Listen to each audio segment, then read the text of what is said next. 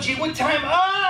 Your leg stiffens up and your toes, they curl and they separate and you're in pain and you want to scream, but you can't scream because you don't want to wake up your wife 2 rooms away. That's why I say stay healthy, go for the checkups, and I know guys, we're all in the same boat. You go for the checkup. We get to that certain age, you start checking parts of our body we're uncomfortable with, and you know what I'm talking about. Yeah. Right, guys? You go for the checkup, you put the Johnny on, listens to the heart, he says, fantastic, it sounds great, you want it to be over. You want it to be over, right? And then the corner of your eye starts putting on that one glove. Oh, I knew the doctor was going to be doing this to me, because when I got to the doctor's office, he had wine and candles and cheese. My mother was great. My mother was like old school. As long as you're wearing a hat. Didn't matter. As long as you're wearing it. Every morning she'd yell at me as I walked by her house at 5 o'clock in the morning. It could be hot, cold, raining, snowing. It didn't matter. She'd yell, where's your hat? Yeah, you stupid. Who else is walking out there at 5 o'clock in the morning? When shove your head. You're going to get sick. You're going to get a cold. You know why? Because you're stupid. You'd have a hat in your head. My mother would think, I could be in a fiery car crash, car could burst into flames, but Johnny Pizzi escapes unscathed because he's wearing a hat. And when it comes to being sick, who's tougher, men or women? Women are much tougher than men when it comes to being sick. I've watched you women when no matter how you can have arthritis, bursitis, major surgery. You women never complain. You get up every single day, ladies, and do the things you do. Because if you don't do it, who does it? Nobody doesn't get done. You get sick on a Monday, 1 dish in the sink. Friday, 246 dish in the sink, and everybody says, Mommy, get better. 8 disco, you humped over like a pretzel, got to get the kids off to school. Here you go, oh, got to get the husband off to work. Here you go, honey, I love you, drop dead. Oh. Never complain. Never notice when a guy is sick, when a guy's got something really severe, like a cold. Oh my God!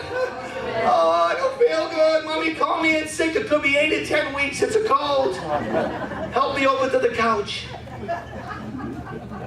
And guys, women will never give guys sympathy when they're sick. Who's the guy going to call for sympathy when he's sick? Mommy. The minute we sneeze, we're on the phone in the closet. Hello, Ma. Mommy, it's your baby. Mommy, guess what? I don't feel good. Mommy, I'm dying. I got a cold, Mommy. I know I should have been wearing my hat. I know. Go to the doctors, I have, and what does he say? I gotta lose the little tummy over here. He goes, okay, you gotta diet and exercise, John. You gotta diet and exercise. And what do they give me? What do they want me to eat? Kale. Kale. Please. So you know what I do? Oh, I'll eat the kale. I put cheese on it, and then sauce. More cheese, more sauce, grated cheese, and then I eat the kale. Exercise? You know what my big exercise now is, folks? Clipping my toenails. Oh my God. Exercise, there's yoga in there. There's always that toe you can't reach. Gee, will somebody help me? I can't reach that toe. Oh.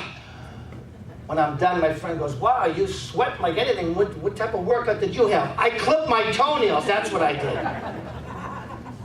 7 years ago, I joined Planet Unfitness. And for 7 years, every month, they take $10 out of my debit account. 7 years. And in 7 years, I have gone to Planet Unfitness 3 times. You know why? It's only $10 a month. We don't care. We don't miss it. Oh, I get ready. Oh, you should see me. Put the little gym shorts, little tank top. Yeah. I'm looking in the mirror going, God, you still look good with that big tummy. And it's time to go. I go, how the heck with it? It's only $10. But if it was LA Fitness, $2,500 a year, I'd be on a treadmill at 2 in the morning. I can get my money's worth. Because we all look for bargains. That's why I go to the dollar store. Love the dollar store. You know what they sell at the dollar store? Can you believe this? They sell pregnancy tests at the dollar store. Who would buy a pregnancy test at the dollar store? You know who? The same person that bought condoms at the dollar store.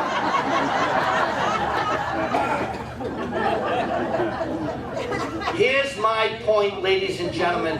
Why don't places we need discounts and coupons, They give us a Stop and Shop. Don't be fooled by Stop and Shop. Think about that. You know, when you forget your little card for the Stop and Shop, what do? They give you this. Yeah. Oh, don't worry about it. We have an extra one here. Yeah, like they like it. Why don't hospitals give us discounts? Think about what I just said. That's genius, ladies and gentlemen. Think about it. Mass General Hospital. Monday, Tuesdays. Bypass. 30% off.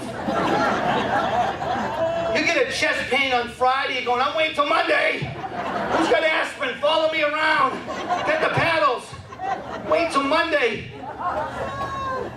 Here we go. Wednesday, Thursday.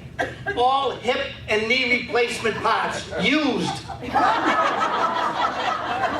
You're going to be like picking out a used car, right? You get, look, wow, look at this one. One owner. Clean. Like new. Here we go. Weekend special. Boob jobs, buy one, get one free. See women rocking around. Look at it, I got 2 irregulars. Look at this.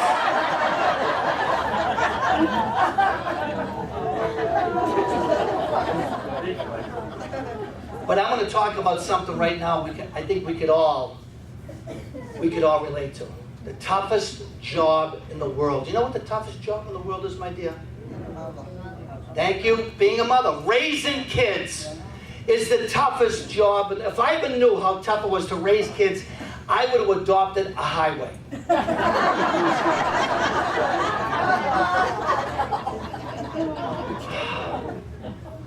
People say, why is it so tough? Well, here's one thing. Today, 1 out of every 3 kids today are being diagnosed with this thing they call ADD or ADHD. Me personally, I think it's a lot of C-R-A-P. We're giving kids titles and initials at the end of their names like the doctors and lawyers and so you can't ask a kid to do, take out the garbage. No, I got ADD, don't bother me. I'll probably forget. If you want me, I'll be up in a room playing PlayStation. See, when I was a kid growing up in East Boston, we didn't have ADD. You were just stupid. What's the matter with little Johnny? He's an idiot. Don't pay attention to him. He'll go away. Education. Sending a kid to college. You all know.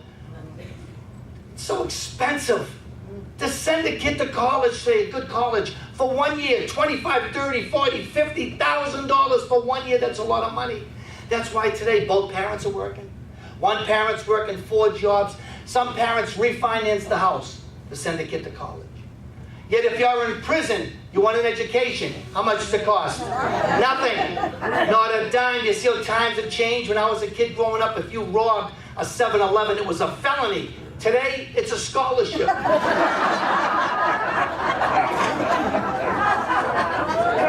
Today, you see a kid in front of a judge.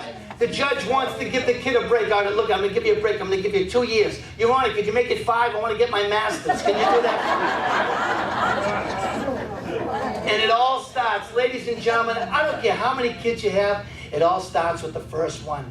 That's the special one. Because we remember things about the first one. We don't remember 2, 3, 4, 5, and 6. Like the first day we brought the first one home from the hospital. Remember the first one? So excited.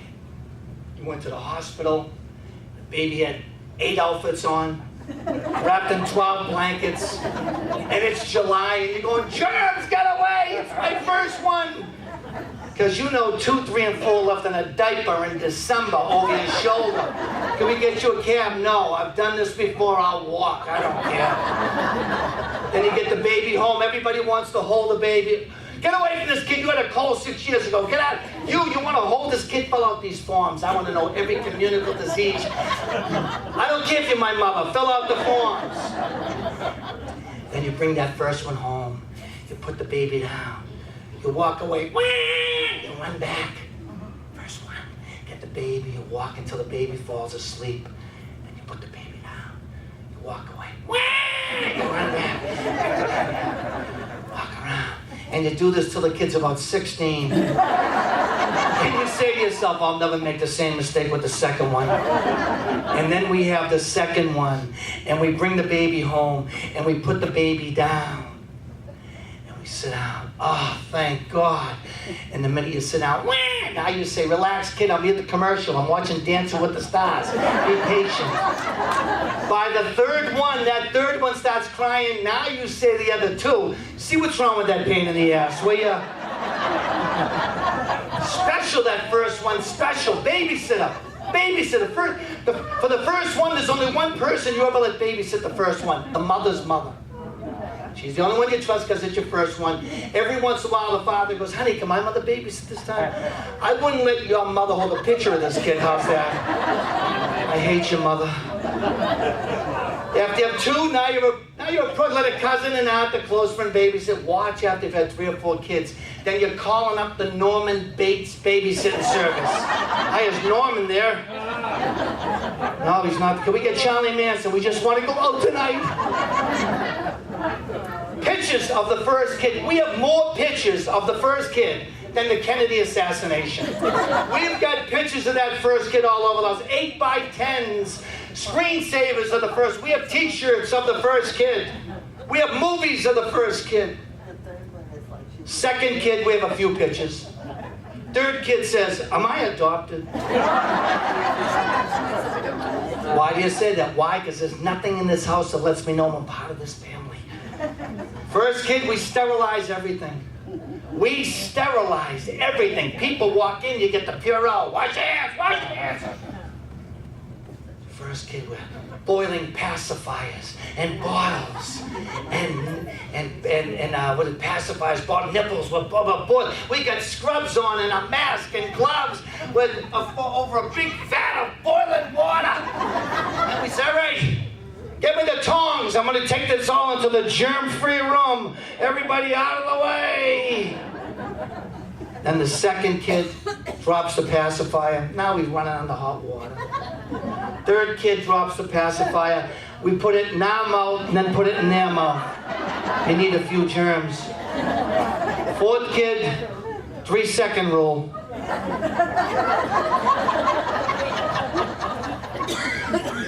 Here's a question by applause to all my audience. By applause, how many of you parents ever had to lie down with any of your kids for that kid to go to sleep? By applause. How many parents ever had to lie down? Yes, I love you. Yes, I love you. We are the overcompensators. We do the things our parents wouldn't do for us. Imagine me asking my mother, Mommy, will you get to bed? I'll put you in the closet right now. I will lock that door, and there's no light, and there are monsters. There's Dracula, there's Frankenstein, there's werewolf. They'll rip you apart, and I'd be in my bed. All right, Mom, I'm asleep. But when my daughter said to me, Daddy, will you lie down with me? Of course, honey, I'm an overcompensator. And we all remember lying down. You lie down. You lift your head up. Daddy, where you going? Put your head back down. Lift your Daddy, where you going? Put your head back down. So how many of us did this, right? You lie down. You wait a while. You make a believe you're sleeping. One leg goes off the bed, right? And you wait a while. Make a believe you're sleeping. One arm goes off the bed. And you actually say, I'm halfway there. And you wait a while. Make you believe you're sleeping. Then you do the roll off the bed. Now you're on all fours. Now it becomes a Rambo mission to make it to the doorway. Please, God, let me make it to the doorway. I haven't seen my friends in 7 years. Please, God. Then you get to the doorway. I made it. And then you hear that little voice, Daddy, where are you going? Just taking a pee, honey. So before we try to get that ring off the lock, have you had any luck? No luck, huh? Okay, we're going to try a little something. Ladies and gentlemen, I always said, true stories, but my father, when I was a kid growing up, was an opera singer. And all my friends, as a kid growing up, would tell me how lucky I was to have a father who sang opera. They'd say, Johnny, you're so lucky. It's amazing, you're so lucky. Because I was an only child and I got blamed for everything. Oh, anything that happened in the house, blame me. So, I hated opera as a kid. And my father knew this and he was a genius. So he used it to his advantage. So whenever he wanted me to do something around the house,